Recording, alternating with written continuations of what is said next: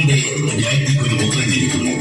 അയ്യപ്പനോടുള്ള വ്യക്തിവൈരാഗ്യം മൂലം മന്ത്രിയും കൊട്ടാര വൈദ്യനും ചേർന്നു സ്വന്തം പുത്രനാണ് രാജാവായി സ്ഥാനം നൽകേണ്ടതെന്നും വളർത്തുപുത്രൻ അതിന് യോഗ്യനല്ലെന്നും രാജ്യവും രാജപദവിയും തട്ടിയെടുക്കാനുള്ള പദ്ധതി ആസൂത്രണം ചെയ്യുകയാണെന്നും പറഞ്ഞ് രാജ്ഞിയെ തെറ്റിദ്ധരിപ്പിച്ചു.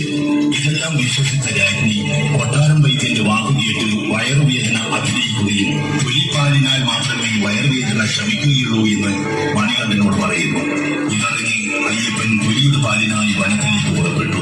വഴിയിൽ വെച്ച് പോത്തിന്റെ തലയോട് കൂടിയതും മനുഷ്യയുടെ ശരീരത്തോട് കൂടിയതുമായ മനുഷ്യരോട് യുദ്ധം ചെയ്ത് അവളെ വധിച്ച് ശാപമോക്ഷം കൊടുത്തു. മാളികപ്പുറത്തമ്മയായി ഭാവിയിൽ പണിയാനിരിക്കുന്ന ക്ഷേത്രത്തിൽ ഒരു സ്ഥാനം തരാമെന്ന് അരുളി ചെയ്തു. തുടർന്ന് പുലിയെ കീഴടക്കി പന്തളം കൊട്ടാരത്തിലെത്തി. പുലിപ്പുറത്ത് അയ്യപ്പൻ വരുന്നത് കണ്ട് കൊട്ടാര നിവാസികൾ ഭയചകിതരായി ചിതറി ഓടി.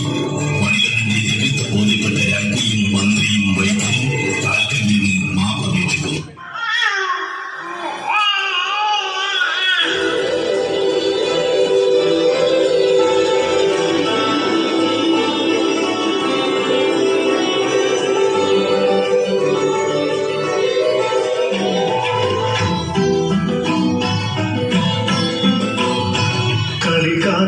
ഒരു ദൈവം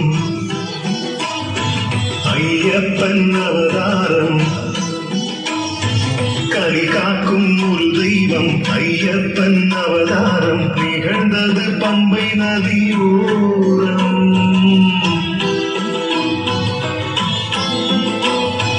കളികാക്കും ഒരു ദൈവം അയ്യപ്പൻ അവതാരം, നികണ്ടത് പമ്പൈ നദിയോരം. മണിമുത്ത് കഴുത്തിൽ തവഴ്വതാൽ മണികണ്ഠനാമം, ഇനി ഏഴുലകും വേദമെன்று ഓതും. ബ്രഹ്മ വിഷ്ണു ഗുരുദേവോ മഹേശ്വര ഗുരു സാക്ഷാത് പരബ്രഹ്മ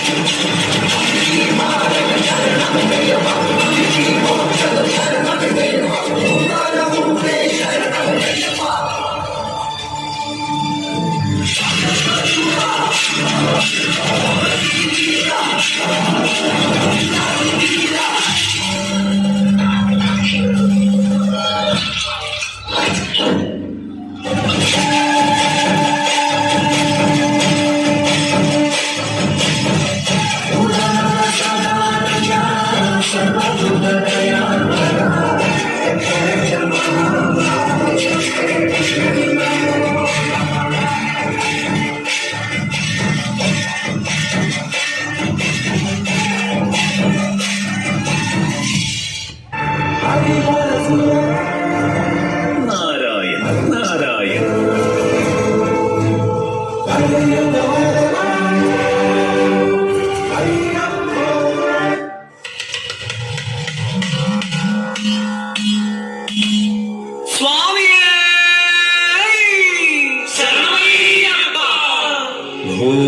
ഭൂതനാഥമഹം വന്ദേ സർവലോകഹിതേ രതം, കൃപാനിധിം സദാസ്മാകം ഗൃഹപീഠാം സമാരഹ.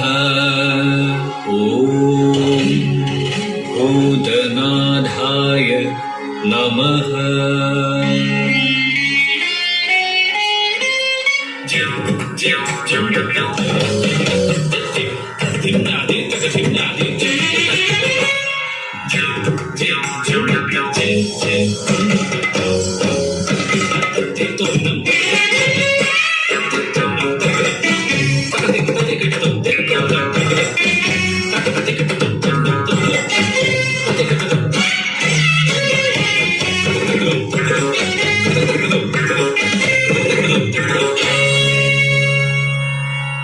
ದೇಹಬಲಂ ತಾ ಪಾದಬಲಂ ತಾ ಪಾದಬಲಂ ತಾ ದೇಹಬಲಂ ತಾ ಸ್ವಾಮಿಯೇ ಅಯ್ಯಪ್ಪೋ ಅಯ್ಯಪ್ಪೋ ಸ್ವಾಮಿಯೇ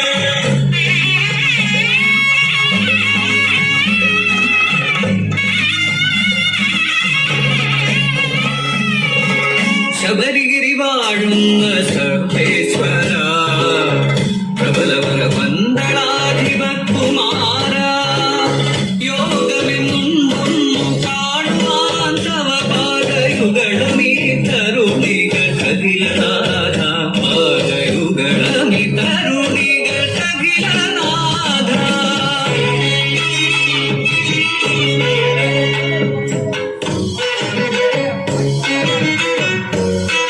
ಶಿವಮೋಹಿನಿ ಸುತ ಅಮರಾದಿ ವಂದಿತ ತವ ಕಥಗಳೋದುವುದು ಸುಕೃತಂ ಸುಚರಿತ